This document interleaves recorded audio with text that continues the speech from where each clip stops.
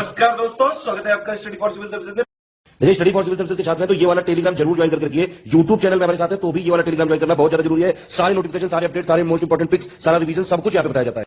देखिए, ये हमारा एससीएस डेली क्विज चैनल है, इसमें डेली क्विज होती है, बिल्कुल फ्री में, इसको जरूर ज्वाइन कर लीजिएगा। ये हमारा इंस्टाग्राम का पेज है, इसको जरूर फॉलो कर लीजिएगा। स्टडी फॉर सिविल .सर्विसेज करके अगर आप इंस्टाग्राम में सर्च करेंगे तो आपको मिल जाएगा। वीडियो के डिस्क्रिप्शन में इसकी लिंक दी हुई। इसमें आप स्टोरी सेक्शन जरूर देखते रहा करिए, प्लस इसमें हाईलाइट्स आते रहते हैं और प्लस पोस्ट आती रहती है, इनको जरूर फॉलो करते रहिए।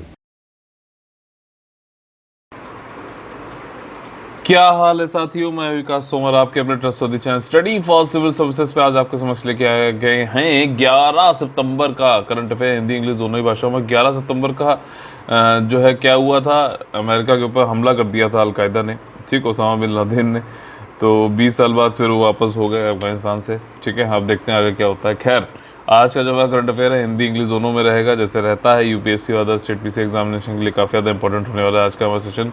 आगे बढ़ने से पहले आप लोगों को बताते हैं कि यूपीएससी 2021 का हमारा कंप्लीट पेड ग्रुप और सिर्फ टेस्ट सीरीज का पेड ग्रुप चालू है। ज़्यादा जानकारी के लिए आप लोग 8564880530 9696066089 पे आप लोग कॉल कर सकते हैं, ठीक। ये हमारे सोशल मीडिया के हैंडल्स हैं, इन पे ये सारे फ्री चैनल्स आप टाइप करिए, इन टेलीग्राम पे जाइए, टाइप करिए और फिर उसके बाद जो है सर्च करके आराम से इनको ज्वाइन कर लीजिए। इसमें सारे नोटिफिकेशन, वीडियोस के पीडीएफ, जो पेड पिक्स, जो पेड पीडीएफ होती है उनकी पिक्स भी आपको फ्री में मिल जाएगी, ठीक।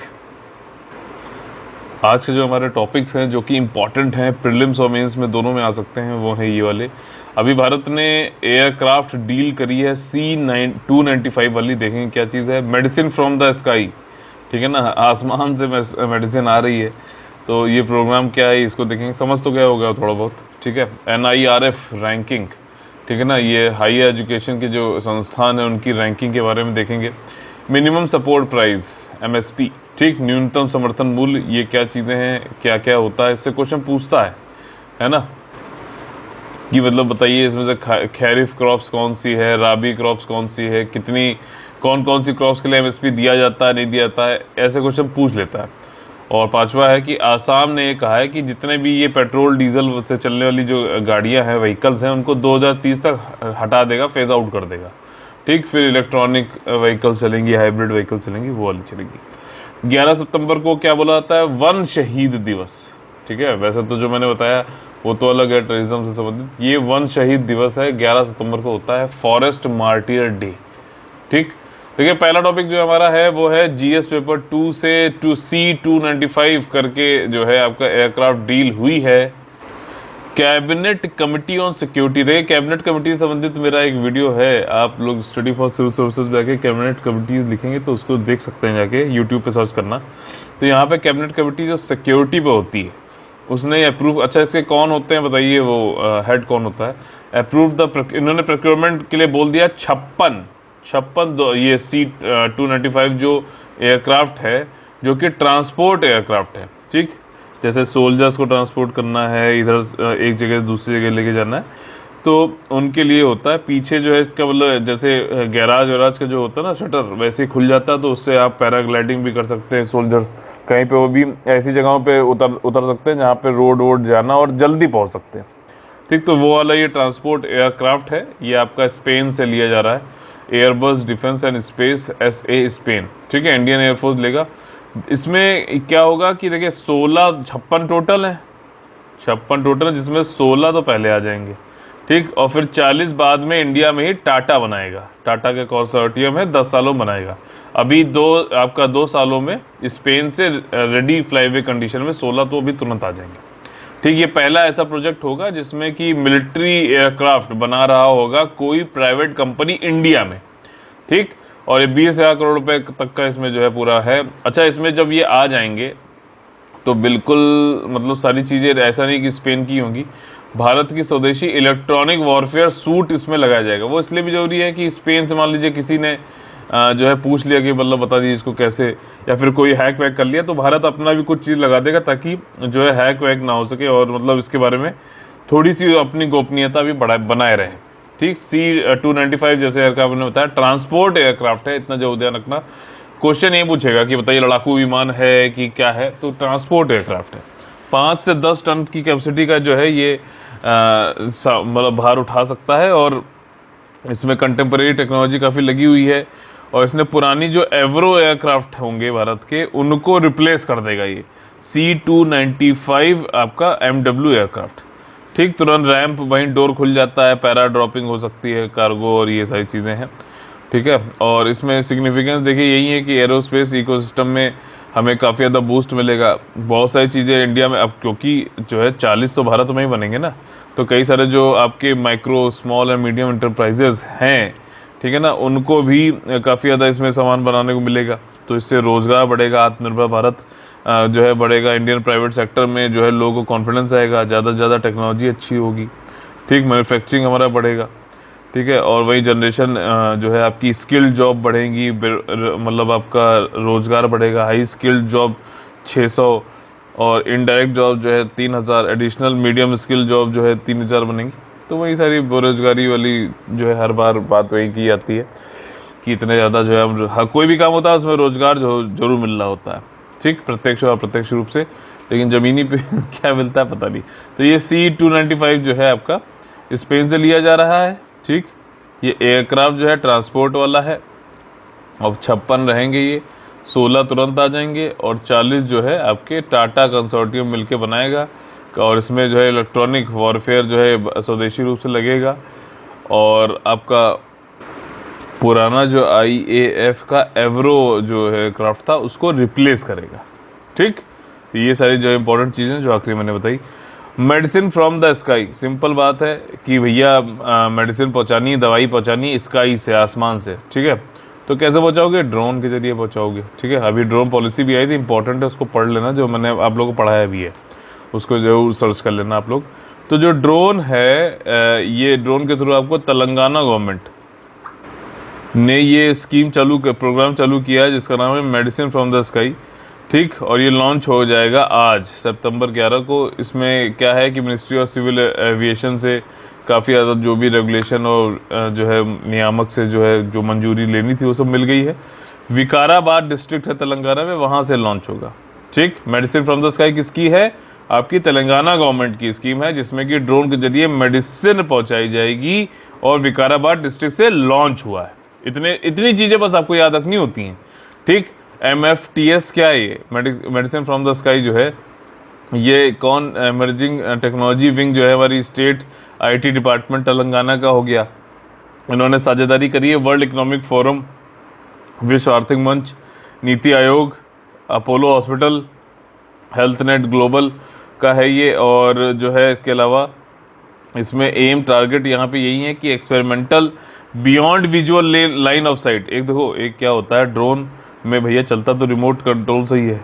तो एक ये है कि ये वैसे अगर आपको दिख रहा है सामने रिमोट के तो ये 20 किलोमीटर तक जा सकता है, लेकिन अगर दिख नहीं रहा है, मान लीजिए ऐसे कि या फिर आप यहाँ खड़े थे, ठीक, ये बिल्डिंग के पीछे चला गया, तो तब भी ये 10 किलोमीटर तक जा सकता है। ठीक, तो beyond visual line of site भी जा सकता है। ड्रोन फ्लाइट होगा, वैक्सीन पहुँचा सकेगा आपका विकाराबाद डिस्ट्रिक्ट में। ठीक, वैक्सीन बचाने के लिए देखिए इस तरीके का दिख रहा है, ये बड़ा खूबसूरत है। और इसमें विंग्स 2020 के इवेंट में इसको हैदराबाद जो लास्ट ईयर हुआ था उसमें इसको दिखाया भी गया था कि वर्ल्ड इकोनॉमिक फोरम के साथ में मिलते हुए MFTS प्रोग्राम कैसे चलाया जाएगा। एक्सप्रेशन ऑफ इंटरेस्ट आ चुका है इसमें, और इसमें यही है कि safely, accurately, reliable pickup delivery health care items के हो सकेंगी, जो कि बड़ी बात है। ठीक है, और ये पहला भारत में इस तरीके का हो रहा है जो कि beyond visual line of site जो है ड्रोन ट्रायल हो रहा है कंट्री में, और इसको कंडक्ट किया जा रहा है हेल्थ केयर के डोमेन में। ठीक है ना, वैसे तो देखो डिफेंस में होता रहता है, बट ये हेल्थ केयर के डोमेन में हो रहा है, ये बड़ी बात है। ठीक, और इसका स्कोप तो बहुत तगड़ा है यार। आपका फोटोग्राफी लेना हो, मैपिंग तो ऑलरेडी हम लोग करते ही है, अदर ऑपरेशन में करी ना। अब ये कोविड-19 की वैक्सीन पहुँचा रहा है। ठीक, इसके अलावा विकाराबाद के बाद और भी जगह जैसे जो भी गवर्नमेंट की हॉस्पिटल हैं, प्राइमरी हेल्थ केयर सेंटर है, सब जगह जो है ये लेके जाया करेगा, लैंडिंग करेगा। ठीक, गवर्नमेंट एरिया हॉस्पिटल जो है वहाँ से उठाएगा वैक्सीन और प्राइमरी हेल्थ केयर सेंटर और इन सब पे जाके रखेगा।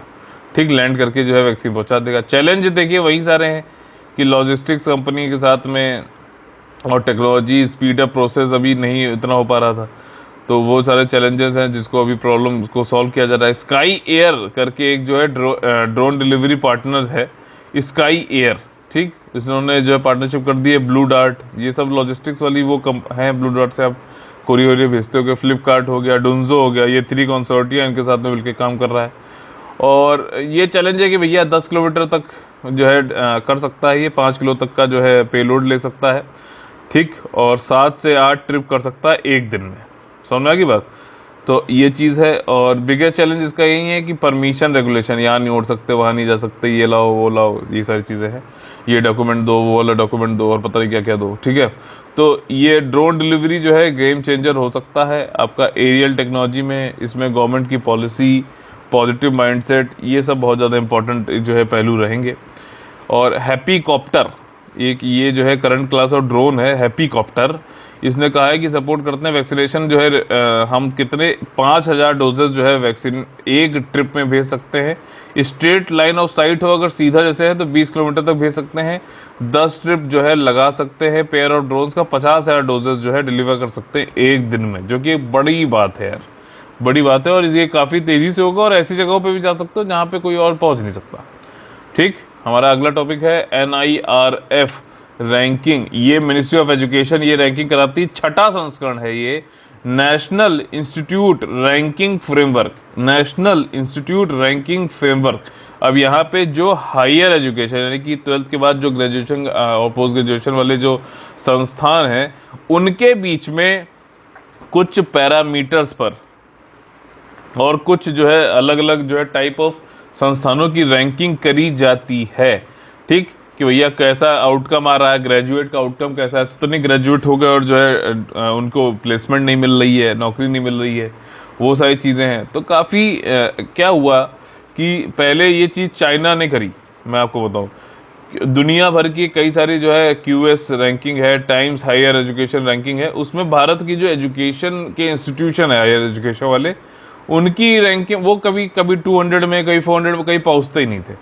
तो चाइना ने पहले क्या किया कि उन्होंने एक अपनी रैंकिंग बनाई, जैसे भारत ने उन्हीं को देखा देखी बनाई। लेकिन चाइना और इंडिया में फ़र्क ये है कि चाइना ने जब से रैंकिंग बनाई उन्होंने इंटरनेशनल इंस्टीट्यूशंस को तब से ही उनका भी जो मानक उसने तय किए, पैरामीटर्स तय किए, उन पे चाइना की यूनिवर्सिटी और साथ ही साथ जो बाहर की यूनिवर्सिटी थी उन सब का भी जो है मूल्यांकन करना स्टार्ट कर दिया था। भारत में क्या हुआ कि भारत में हमारे 6ठा संस्करण हो गया, अभी तक हम सिर्फ भारत में ही जो हायर एजुकेशन की जो संस्थान है उन्हीं का ही खाली मूल्यांकन करते हैं अलग अलग पैरामीटर्स पे।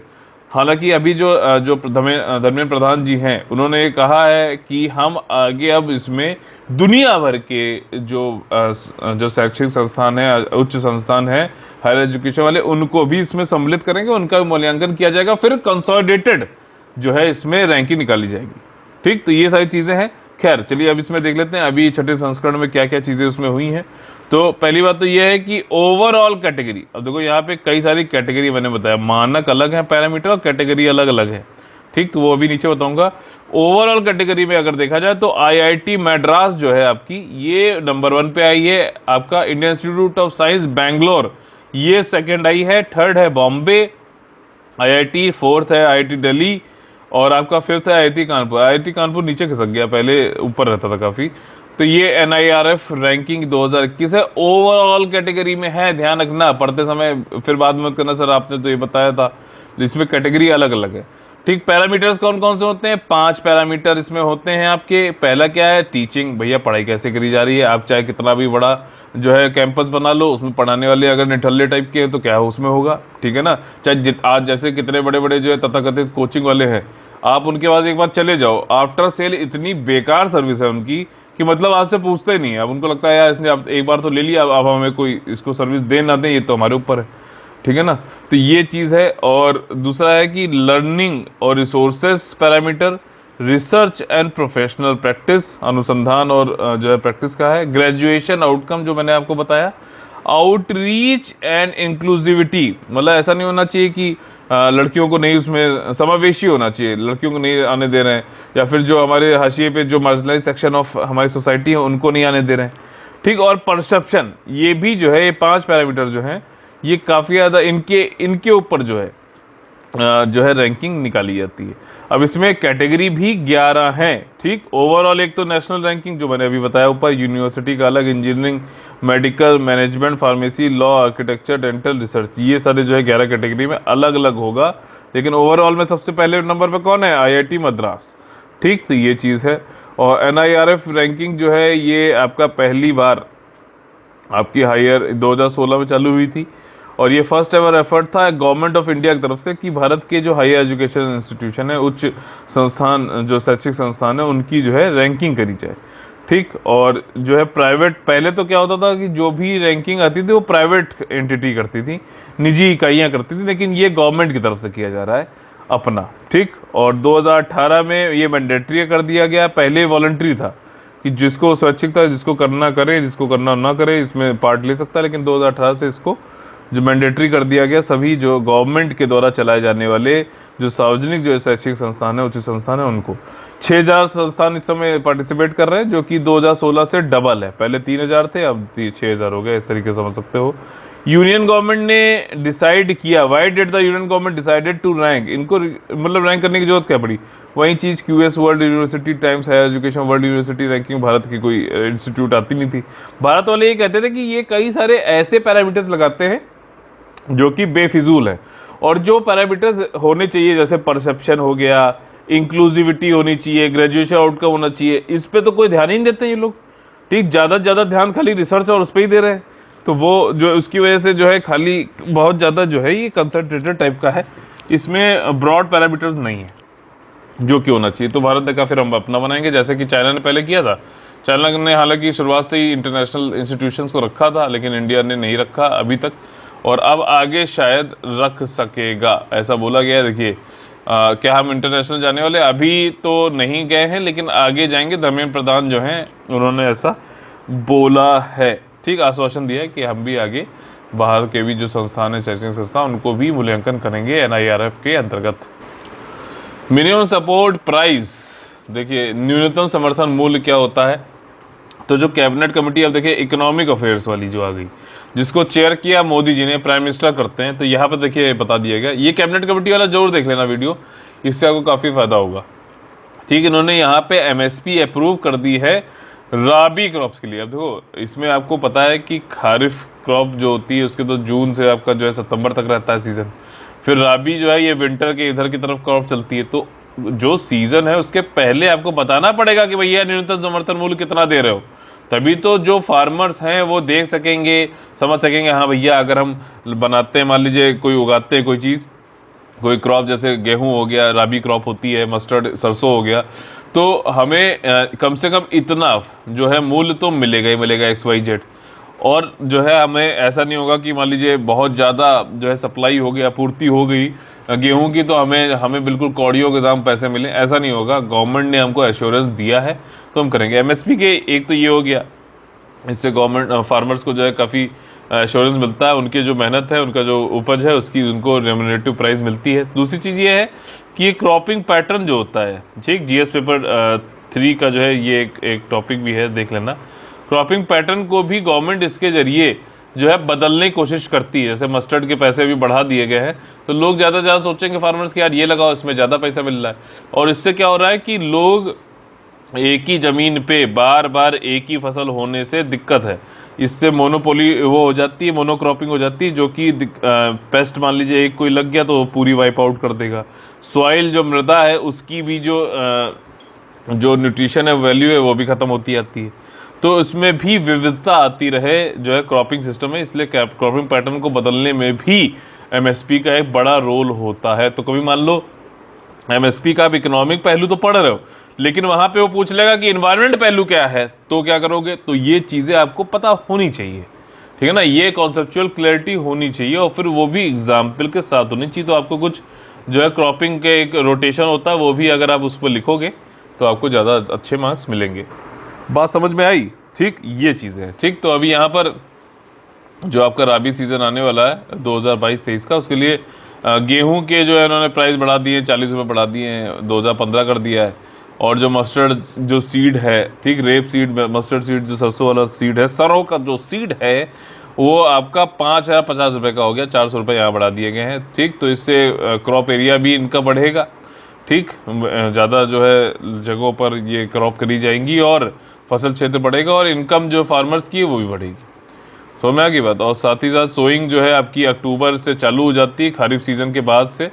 और वीट और मस्टर्ड जो है उसकी मेजर क्रॉप्स है। लेकिन और कौन कौन सी क्रॉप्स होती है राबी में, ये देखना पड़ेगा। ठीक, तो ये वाली क्वेश्चन है आपका। सिग्निफिकेंस यही है कि भैया उनको मैक्सिमम रेम्युनेटिव प्राइस जो है उनके पारिश्रमिक जो उनका मूल्य है वो तो सुनिश्चित किया जाए। अन्नदाताओं को, कौन है, फार्मर है हमारे अन्नदाता।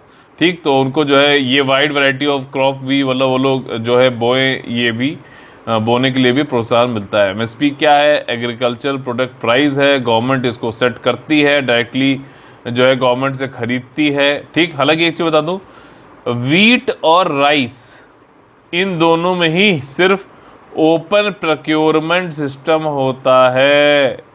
ठीक, ये क्या है, ये क्या प्रणाली है। ठीक, बाकी एमएसपी में क्यों नहीं होता, ये ओपन प्रोक्योरमेंट सिस्टम क्या है, कमेंट करके बताइए।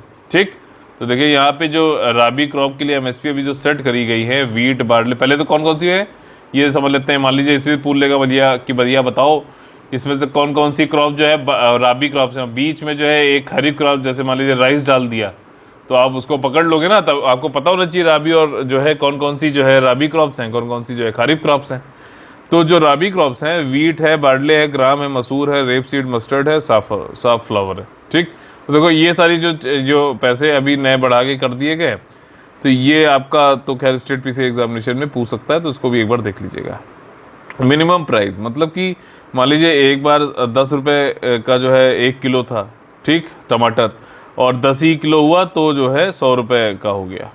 ठीक है, लेकिन अगले साल क्या हुआ कि जो टमाटर है वो 10 किलो की जगह जो है 1000 किलो हो गया। तो अब ये 10 रुपये का थोड़ी ना रहेगा, ये कम हो जाएगा क्योंकि ज़्यादा आपूर्ति हो गई, ज़्यादा सप्लाई हो गई है। तो इसी चक्कर में कई बार क्या होता था कि फार्मर जो है सुसाइड साइड कर लेते थे। इतने कम कौड़ियों के दाम उनको पैसे मिलते थे उनकी उपज के कि यार उनको लिए बहुत दिक्कत हो जाती थी। ठीक, और उस समय क्या होता था कि एक्सपोर्ट भी नहीं हो पाता था इतनी आसानी से। आज नहीं हो पाता तो तब क्या हो पाएगा। तो इसीलिए जो है फार्मर्स को बचाने के लिए उनको कह दिया कि नहीं, हमने कह दिया है गवर्नमेंट ने कि हम आपको 11 रुपये देंगे तो देंगे। फिर उनको 1000 हो चाहे 2000 हो चाहे जो है 1000 हो, कुछ भी उससे फ़र्क नहीं है। मतलब 10,000 5,000 जो भी हो, 11 रुपये मिलेगा ही मिलेगा। तो ये मिनिमम प्राइस होता है जो सपोर्ट होता है, जो कि वो डिज़र्व करते हैं सपोर्ट। और इसमें मिनिमम प्रॉफिट उनको देखते हुए किया जाता है। भारत में 23 कम्युनिटीज़ के लिए एमएसपी दिया जाता है। 22 तो आपका क्रॉप हो गई, फसल हो गई, और एक होता है फेयर एंड रेम्युनरेटिव प्राइस जो कि शुगर केन के लिए दिया जाता है। ठीक, और एफआरपी शुगर केन में, और फिर एसएपी होता है, स्टेट एडमिनिस्ट्रेड प्राइस, वो दोनों जोड़ के फिर जो है गन्ना किसानों को गन्ने का मूल्य मिलता है। ठीक, सीएसीपी एक संस्था है आपका, commission for agriculture and cost and prices. ये सिफारिश करती है एमएसपी, जो 22 एमएसपी है इनकी क्या प्राइस होनी चाहिए, सिफारिश करती है। फाइनली कैबिनेट कमेटी ऑन जो आपकी एग्रीकल्चर वाली होगी वही करेगी, इकोनॉमी वाली होगी, यही जो है फाइनली अप्रूव करती है।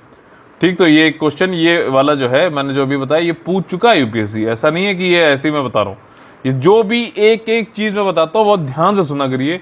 क्वेश्चन यहीं से बनेगा बीच से, और मैं हमेशा यही कहता हूँ कि हम क्वेश्चन आउट तो नहीं कराने के मादा रखते, लेकिन हम क्वेश्चन प्रत्यक्ष और अप्रत्यक्ष रूप से आप तक पहुँचा जरूर देंगे। आपको बस ध्यान से थोड़ा सा लगन के साथ में पढ़ने की ज़रूरत है। सीएससीपी कंसिडर करता है कई सारे फैक्टर्स कि भैया कमोडिटी का क्या कॉस्ट ऑफ कल्टीवेशन, फसल उगाने में कितना लागत आई है खेती करने में, साथ ही साथ क्या सिचुएशन चल रहा है उसकी सप्लाई और डिमांड, भैया मांग और आपूर्ति क्या चल रही है कमोडिटी की, मार्केट प्राइस क्या चल रहा है डोमेस्टिक भी और ग्लोबल भी। ठीक, साथ ही साथ अदर क्रॉप से ऐसा तो नहीं कि प्याज मिल रहा है 10 रुपये का और टमाटर मिल रहा है 1000 रुपये का, ऐसा भी नहीं होना चाहिए। तो दूसरे क्रॉप से क्या उसकी पैरिटी है, नहीं तो वही चीज़ मैंने बताया ना, अगर मान लो ये 10 रुपये का है और टमाटर हो गया 100 रुपये का या 1000 रुपये का, तो लोग क्या बोएंगे बताओ, ये बोने लगेंगे ना यार 1000 रुपये वाली चीज़, तो उससे क्रॉपिंग पैटर्न बिगड़ेगा ना। समझ रहे हो ना, ये बहुत सारी चीज़ें इसमें देखनी पड़ती है, इतना आसान नहीं होता है। गवर्नमेंट को हम लोग बोलते रहते हैं, बट गवर्नमेंट भी मतलब उसके ऊपर भी काफ़ी काम होता है। ठीक, और इम्प्लीकेशन ऑफ फॉर कंज्यूमर्स, मतलब इसमें इन्फ्लेशन, महंगाई को भी देखते हैं। इन्वायरमेंट का भी एक पहलू देखता है सीएसीपी, जब उसको जो है इसका एमएसपी का प्राइस जो है सिफारिश जब कर रहा होता है, सॉइल वाटर यूज़ कितना हो रहा है, क्या हो रहा है। मान लीजिए कोई ऐसी क्रॉप है कि उसमें बहुत ज़्यादा पानी का उपयोग हो रहा है, तो उसको उस पर MSP कम भी करी जा सकती है, तो ताकि लोग को डिस्करेज किया जाए कि ये ज़्यादा ना करें। Terms of trade between agriculture और नॉन एग्रीकल्चर सेक्टर क्या है, उनके बीच में व्यापार कितना कैसे क्या हो रहा है, वो ये सारे जो है पहलू भी CACP जब सिफारिश करता है दाम, तो ये सारे पहलू को रखता है। ये पढ़ लेना, ठीक है, पढ़ लेना, समझ में आई बात, ये आ सकता है। ठीक, CACP फाइनली नहीं करता है, रिकमेंड करता है, ये तो पूछ चुका है, लेकिन किन पहलुओं को, क्योंकि ये थोड़ा घुस के पूछेगा, तो इसीलिए मैं आपको बता रहा हूँ आएगा। ठीक है, विच प्रोडक्शन कॉस्ट आर टेकन, कौन कौन सी प्रोडक्शन उत्पादन मतलब लागत जो है कौन कौन सी ली जाती है MSP को सेट करने के लिए CACP के द्वारा। तो देखिए, ये वाला एक ऑडियो मैसेज है मेरे पास, बहुत अच्छा ऑडियो लेक्चर है, पेड ग्रुप में आप लोग बताइए, मैं इसको भेज दूंगा। A2 + FL और C2, अब A2 ये FL C2 ये सब क्या चीज़ें बताता हूँ।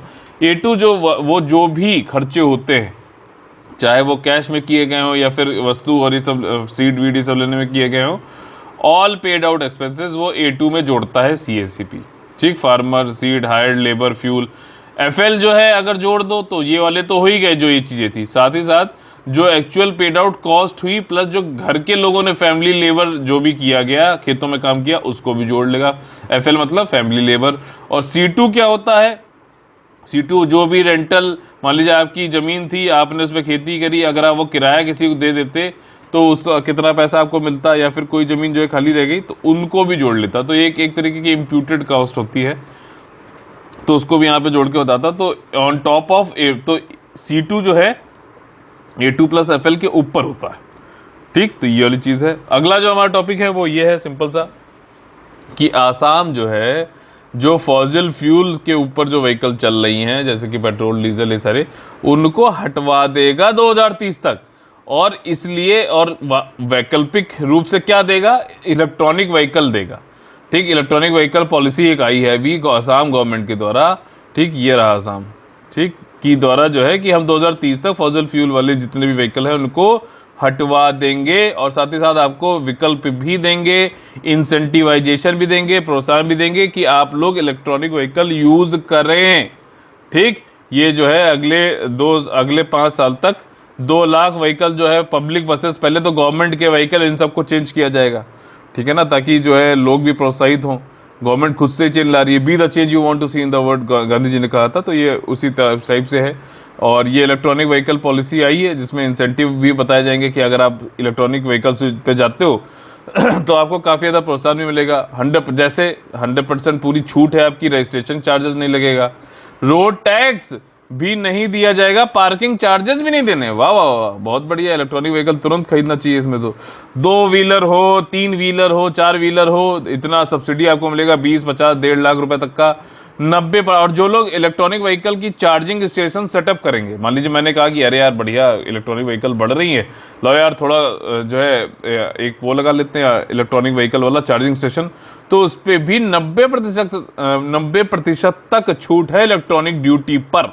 ठीक, इसके अलावा शॉर्ट टर्म गोल अगर देखा जाए तो 100 CNG बसेस, 200 इलेक्ट्रिक और CNG बसेस जो है गुवाहाटी में 1 अप्रैल 2022 तक हम अभी कर देंगे, आसाम ने बोला है।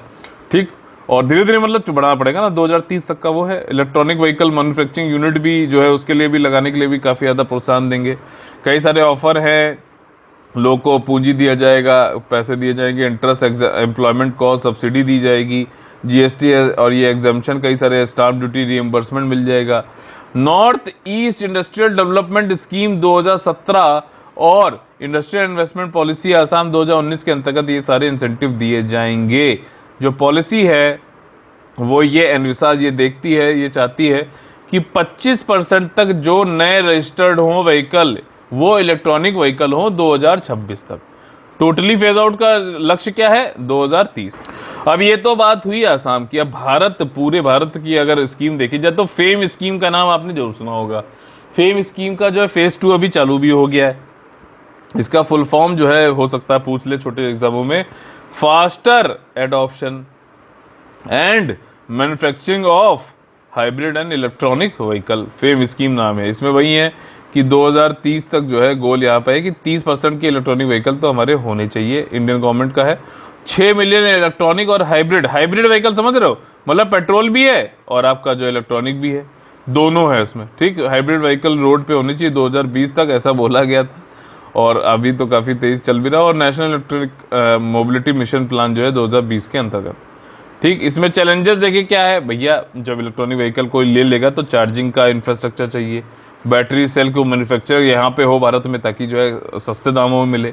साथ ही साथ ट्रांसपोर्ट के चैलेंज हैं, कहीं पे भीड़ लग रही है, जो है ज़्यादा इंफ्रास्ट्रक्चर नहीं है, लोकलाइज्ड इशू है, ठीक है। और चैलेंज अच्छा ये भी है कि इलेक्ट्रॉनिक व्हीकल को आजकल अभी तो ये रहता है, धारणा रहती है अरे यार ये तो रुक जाएगी, ये तो यार चल नहीं पाएगी, चार्ज कहाँ करेंगे, ये सारी चीज़ें हैं, फूक जाएगी, ऐसे फालतू बातें भी बोलते हो। तो ये सारी चीज़ें चैलेंजेस तो हैं, एक कॉन्फिडेंस लोगों के अंदर लो है तो उसको जो है ओवरकम तो करना पड़ेगा। It will be a challenge to create competitive advantage कि भैया इलेक्ट्रॉनिक व्हीकल अच्छी है पेट्रोल वाले से, इसको जो है आपको देखने के लिए एक चैलेंज तो है। कैपिटल कॉस्ट जो है शुरुआती थोड़ा सा ज़्यादा है तो आपको सब्सिडी और ये सब देने पड़ेगी, ग्रांट।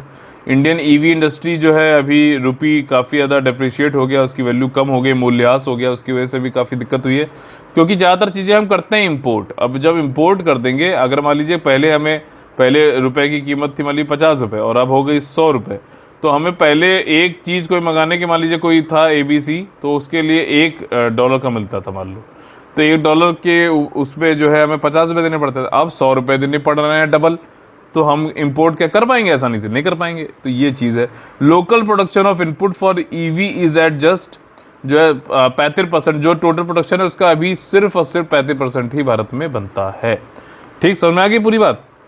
ये हमारे जो है मेन डिटेल सेक्शन थे। अब आ गए हम लोग अपने कॉमन का स्पीसीज वाले सेक्शन पे, जिसमें कि किस तरीके से प्रीलिम्स के क्वेश्चन हमें सॉल्व करने चाहिए उसको हम लोग जो है देखते हैं। देखिए इस्कॉन से संबंधित कुछ यहाँ पे कथन दिए गए हैं। इस्कॉन का फुल फॉर्म होता है international society for Krishna consciousness, ठीक। विवेक की बात हो रही है, मतलब वो की बात हो रही है, कृष्णा कॉन्शियसनेस।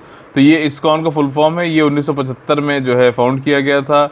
हरे कृष्णा मूवमेंट के नाम से कॉमनली जाना जाता है और इसको जो फाउंड किया था वो श्रीला भक्ति वेदांता स्वामी प्रभुपद, इन्होंने जो है इसको फाउंड किया था आपका इस्कॉन को। तो इसमें कौन कौन से स्टेटमेंट यहाँ पे सही है, देखिए पहला वाला सही नहीं है, 1975 नहीं है, ये आपका है 1966 हो गई है, ठीक है। और प्राइम मिनिस्टर जी ने अभी क्या है कि आपके श्रीला भक्ति वेदांत स्वामी प्रभुपद के लिए 125 रुपये का उनकी 125वीं बर्थ एनिवर्सरी पे एक सिक्का निकाला है उनकी याद में, इसलिए ये इंपॉर्टेंट हो जाता है। इस्कॉन जो है इन्होंने क्या काम किया था, इस्कॉन ने ट्रांसलेट किया है श्रीमद् भागवत गीता और कई सारे वैदिक लिटरेचर को 89 लैंग्वेजेस में, जिसकी वजह से वैदिक लिटरेचर काफ़ी ज़्यादा लोग में गया, काफ़ी ज़्यादा लोग को समझ में भी अच्छे से आया है, ठीक। गीता अगर कर दिया तो बहुत बड़ा इसमें इन लोग का जो है वो रहा है ट्रांसलेट करने के बाद जो है योगदान। और ये वर्ल्ड में काफ़ी ज़्यादा इसकी जो है फॉलोइंग भी बहुत ज़्यादा है, लोग जो है कृष्णा को सुप्रीम पर्सन मानते हैं और एंशियंट वेडिंग जो राइटिंग है उसके बारे में भी इन्होंने आगे बढ़ाने के लिए काफ़ी अच्छा काम किया है। अगला जो हमारा क्वेश्चन है, नेशनल लाइव स्टॉक मिशन, राष्ट्रीय पशुधन मिशन संबंधित कुछ स्टेटमेंट दिए गए हैं, सत्य बताने हैं कौन से स्टेटमेंट है। तो इसे पशुधन क्षेत्र के सतत विकास के लिए लॉन्च किया गया था, सस्टेनेबल डेवलपमेंट के लिए, ठीक। इसका मेन एम यही है कि जो पोषण का लेवल है, standard of living of live stock है, कीपर है, फार्मर जो है उनकी लिविंग किस तरीके की, उसको बढ़िया करने का एक जो है यहाँ पे लक्ष्य था। और साथ ही साथ 2017-18 में ministry of agriculture farmer welfare ने जो है आपका राष्ट्रीय पशुधन मिशन यानी कि नेशनल लाइव स्टॉक मिशन को लॉन्च किया था। तो क्या तीसरा स्टेटमेंट सही है, नहीं सही है, और इसलिए एलिमिनेशन मेथड के थ्रू ये आंसर आप लोग निकालेंगे। 2015-16 था जहाँ तक मुझे याद आ रहा है, नहीं 14-15 था। Ministry of agriculture farmer welfare ने 2014-15 में national live stock mission launch किया था। यूनियन मिनिस्टर जो हमारे हैं इन्होंने लॉन्च किया अभी, union minister for fishery animal husbandry dairying पता नहीं क्या क्या है, तो लॉन्च द पोर्टल अभी इसका लॉन्च कर दिया है, वेब पोर्टल वेबसाइट लॉन्च कर दी गई है। पोर्टल लॉन्च होने पर इसकी जो है इफेक्टिवनेस जो है, प्रभावकारिता जो है, पारदर्शिता जो है वो बढ़ जाएगी। इस पोर्टल को डेवलप किया है सिडबी ने, ठीक, small industrial development bank of India. इसके वेब पेज पर जाओ, अबाउट उसमें जो पढ़ो और प्रोग्राम जो पढ़ो कि क्या क्या और ये चीज़ों में जो है वो करता है, रीफाइनेंसिंग करता है। और साथ में department of animal husbandry and dairying के साथ में मिलकर पोर्टल लॉन्च किया गया है। ठीक, तो इसी के साथ में आज का हमारा सेशन खत्म होता है। अगर आप लोग को 1% भी पसंद आया है तो लाइक का बटन तोड़िए और ज़्यादा से ज़्यादा लोगों को जोड़िए, शेयर और सब्सक्राइब करा कर। ठीक, अगर नहीं पसंद आया तो डिसलाइक करिए, क्यों जो पसंद नहीं आया तो वो भी आप लोग कमेंट करके जरूर बताइएगा। ठीक, और आप लोग बता दूं यूपीएससी के लिए अब 1 महीना बचा है। आप लोग को 2021 के लिए अगर अपना सिलेक्शन सुनिश्चित करना है तो आप लोग ज्वाइन कर सकते हैं कंप्लीट पेड ग्रुप या फिर सिर्फ टेस्ट सीरीज का पेड ग्रुप। ये है नंबर्स 8564880530 9696060869 पर। ठीक, तो चलिए कल फिर से मुलाकात होगी सुबह 10 बजे। तब तक के लिए आप लोगों से लेते हैं अलविदा। जय हिंद, जय Bharat, all the very best है। वंदे वंदे मातरम।